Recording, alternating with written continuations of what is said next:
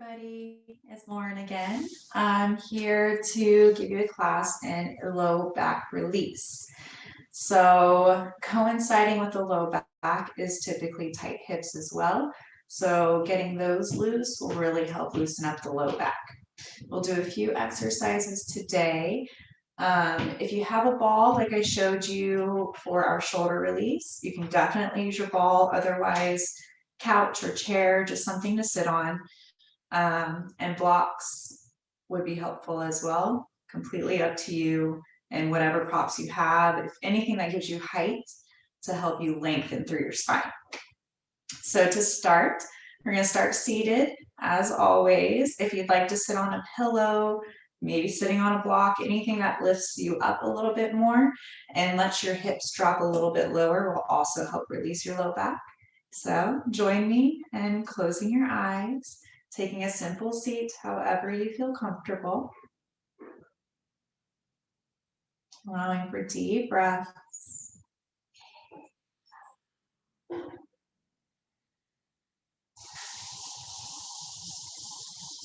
Releasing any outside stresses or worries.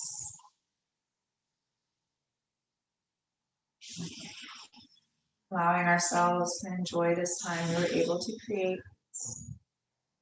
the space we created for our babies.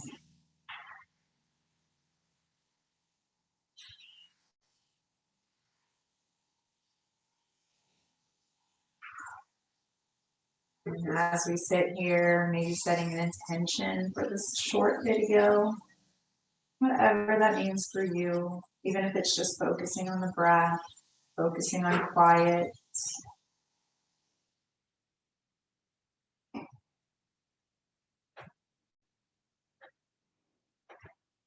And taking a few more deep, relaxing breaths.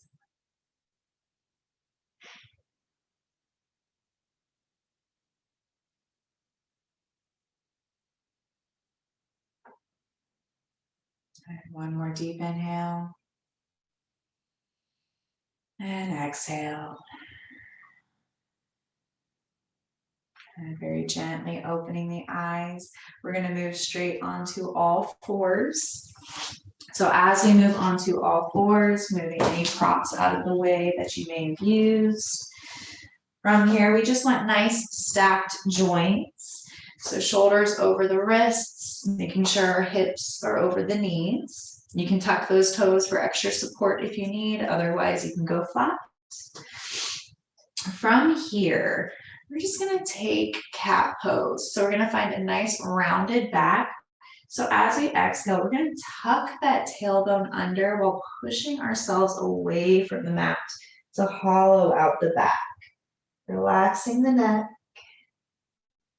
And then every inhale, we can come back to a neutral spine. If it feels good to you, you can go into cow where you drop the low belly and open the chest. If we're in the first trimester, avoiding cow pose. If we're later in the trimester and you feel like you want that stretch, take it. If it's a little too much to stretch through that area, just leave it. You're perfectly fine staying neutral. So exhale, tucking to round. Good, and inhale, coming back to neutral. So from here, you can continue with the rotation through your breath, or you can stay tucked, continue breathing here, and maybe shifting the hips from side to side. Think of left hip towards that left shoulder, and then moving right hip towards the right shoulder. This will really help loosen up that back and through the side body.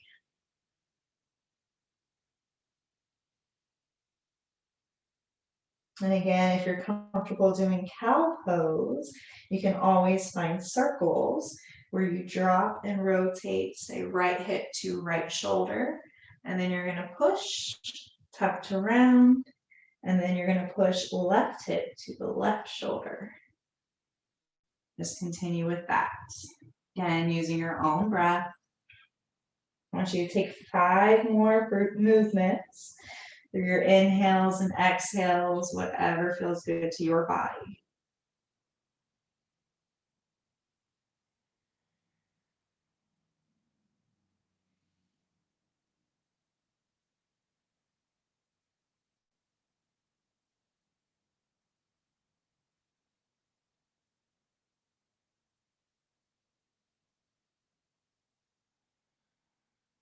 One more breath. And then just coming back to a neutral spine here. From here, we're going to step one leg forward, right or left, completely up to you. And then from here, we're going to take our hands to our knees to help ourselves all the way up. Or we can stay low and help ourselves to standing. Whatever you need to find that support. If you can do it by pushing off of one leg, do what works for you. All right, so as we come to standing, one of my favorite low back releases is just a simple forward fold. So with a forward fold, to get a nice deep release in that back, you take a deep bend in the knees. So you can take your feet as wide as you'd like here. If we need extra room, take them to the edge of the mat. As we exhale, take your hands to your hips, deep into the knees, and allow yourself to fold, chest leading first. Head will be the last thing to fold. And then arms will come to hang. From here, relaxing our head completely towards the ground. If you want to take ragdoll, just allow the elbows grab, and you can sway from side to side.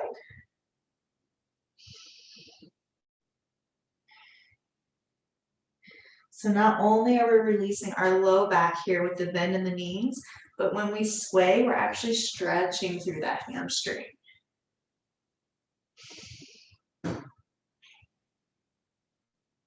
Now, I know this pressure can be a lot on the belly sometimes, so this is where your blocks or any other support items would come handy.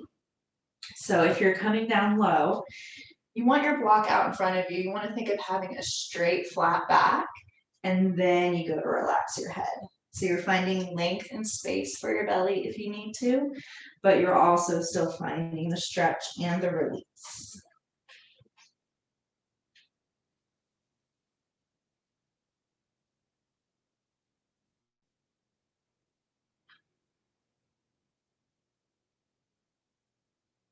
Take 2 more deep breaths.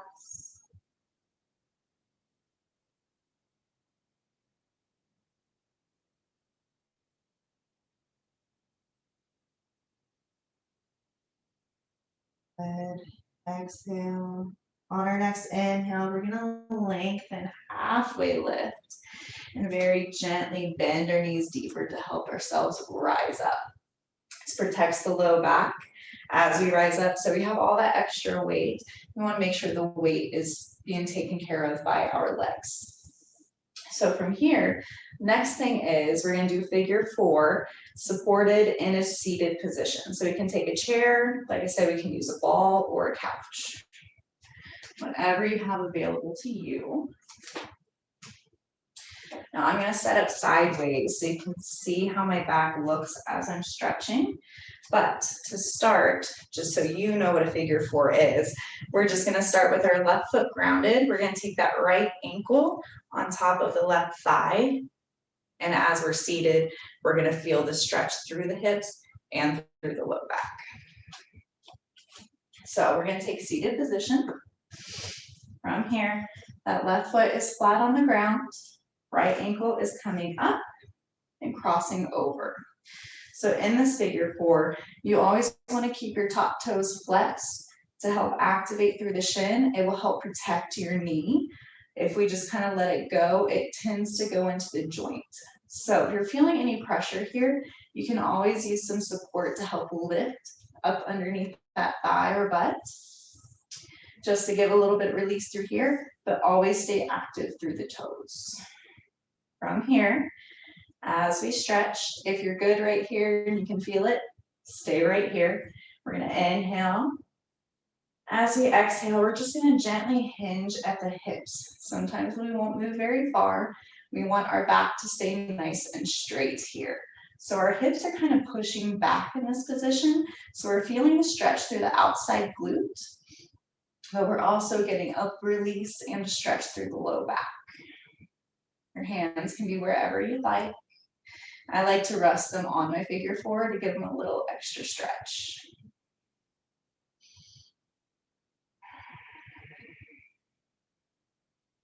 Every inhale, if you'd like, you can always release a little bit and allowing your exhales to help you go deeper.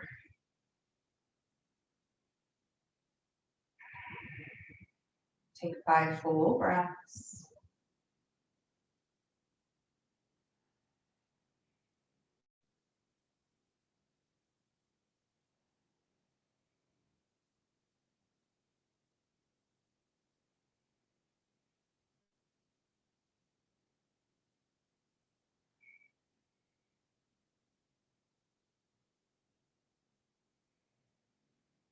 You know, yogis can't count, so we're going to do one more breath.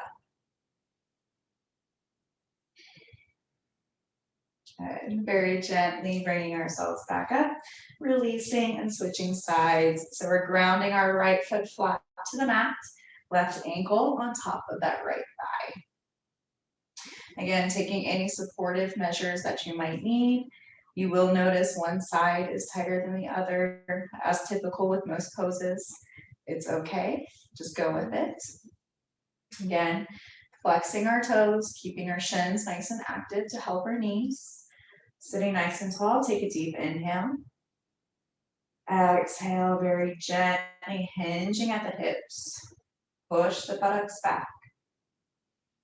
Feel the stretch. Take 5 full breaths.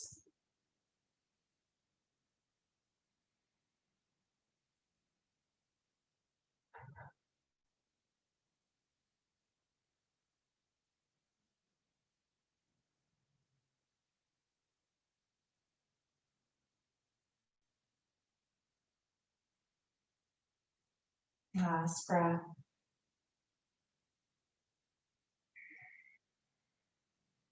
Good. As we inhale, very slowly coming up, uncrossing our legs. Feel free to hold any poses as long as you'd like and repeating as often as you need to. Thank you so much, guys. I hope you have a great day. Bye.